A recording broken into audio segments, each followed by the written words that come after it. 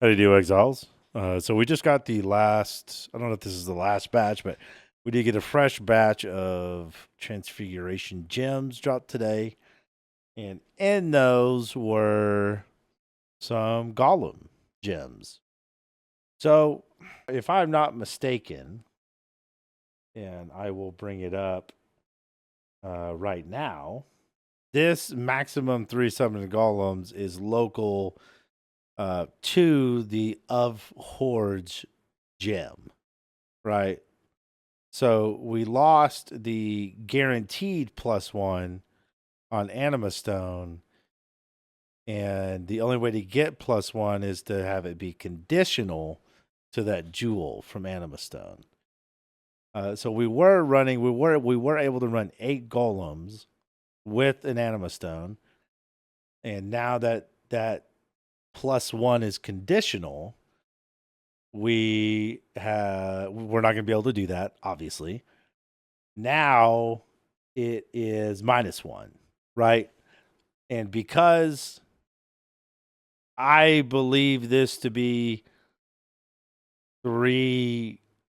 maximum 3 summon golems, that's just for the ice golem, because it's different. I don't think this counts towards the total allowed summon golems like we see in this node right here. +1 to maximum number of summoned golems. That's what we lost. We went from 8 to 7. Not like a massive nerf. It's very minor, but it is still a nerf. So as far as I'm concerned, to my knowledge, and I've asked for clarification of this on Twitter. I have yet to get a response, but this to me sounds like they buffed like Golem Mancer Horde builds. If you're just running like a ton of ice columns. And they nerfed the total number of allowed summoned golems. So some things are going to change. This video is a kind of an overview of those changes. Very minor. They're not they're not very big changes. And some of these changes, I mean, you don't really have to make. I think for Arc, I think your best bet is to continue with Culling Strike. This is my opinion.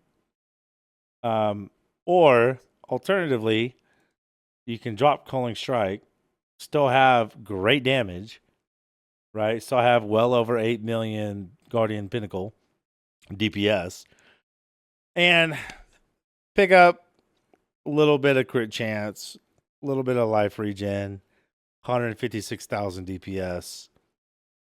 And now your golems, because we would at that point, I think my goal is to keep the default golems. Now we don't have every single golem gem released at the moment, but this is what I'm thinking. Right, you could just run enhance, but like pump up the quality a little bit, and that's usually going about your business. But for Arc, since our DPS isn't like insanely high, like on Crackling Lance, I kind of reckon that it's going to be better to run Culling Strike. That's what I think I'm going to do. But you're more than welcome to run Enhance. I think both will be viable. I think both will be just fine. Now, beyond that, we're not really going to have any more like gem changes. I don't really believe. It's probably safe to get rid of Clarity. If you want to, you can replace it with whatever aura that you deem necessary. But I kind of like to have a little bit of extra like mana regen, just to really make sure that I'm not going to run out or have any issues or things like that. There are some slight changes to our passive skill tree, as well as replacing the Anima Stone with a blue Dream. should give us, it's going to give us a nice bit of extra chaos damage as well as some power charge on kill, so we won't be as reliant on galvanic field when we're mapping. And we're really just using galvanic field for really tanky rares and bosses. So that's super nice. And people are going to be doing breach, so that jewel should be fairly accessible. Now, for a little bit more defense, you could lose about 800, 900,000 DPS, which I think is kind of reasonable. And honestly, I'm tempted to put it into Surge of Vigor just to give us a bit more recovery and have that recovery feel more reliable. Most likely, this is the route I'm going to take. We also picked up another Staff Mastery. We do block every once in a while, and it's just nice to get that little bit of extra life coming back to us. I should pair quite nicely with Surge of Vigor.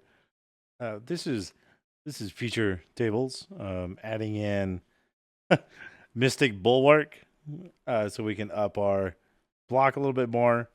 I decided not to go for Mental Rapidity, and so now we're looking at a pretty much improved effective hit pull. Still really solid damage. Even on Guardian and Pinnacle, we're looking at about 9 mil. I think this build is going to be an absolute banger. Even with the golem changes not going exactly our way, having the golems have default buff effect is pretty incredible. So that's all the changes for this build. Let's now move on to the changes to Crackling Lance. Now we're here with Crackling Lance. All of this stuff is getting changed to default, right? Because it's all baseline buff effect now. Somebody had mentioned in the comments that why am I running Culling Strike when we're doing so much damage? They're kind of correct. And they brought up an interesting idea of using Meat Shield as well, to make things a little bit more defensive. I think I'm going to try running Enhance a level 4 and just kind of see where that takes me. I like the idea of Enhance. It gives us like 44% buff effect. And that actually kind of does negate the one golem that we lose. Almost. Not quite, but almost. So it's a little bit less of a hit. And I think it's honestly the right decision to make. Now, the quote-unquote POB number, right, it's going to go down, right? So we're not actually dealing almost 42 million because, lol, calling strike numbers, blah, blah, blah. It's inflated. But we are getting actual usable buffs from our enhance. So that's what I'm going to do. Y'all can choose to do something different. If you want to use Meat Shield, I think that'd be a pretty fantastic option to run with. Especially to help your minions kind of tank some of the mobs around you so you don't get hit and all that good stuff. Everything else largely is not getting changed. So that's nice. And as far as our items, the only thing that's changing is our Blue Dream, of course. Now, as far as the skill tree goes, it's getting a bit of the same treatment that Art got. I wanted to up the defense a hair. I wasn't super happy with the amount of low defense that we had in the original POB.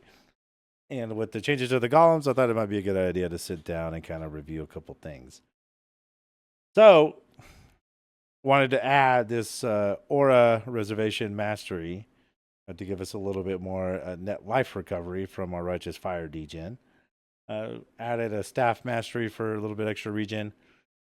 The Surge of Vigor and Recovery Mastery because we are spending 678 life per second to cast this. And we're recovering 690. Right? So we're still maintaining full life while casting.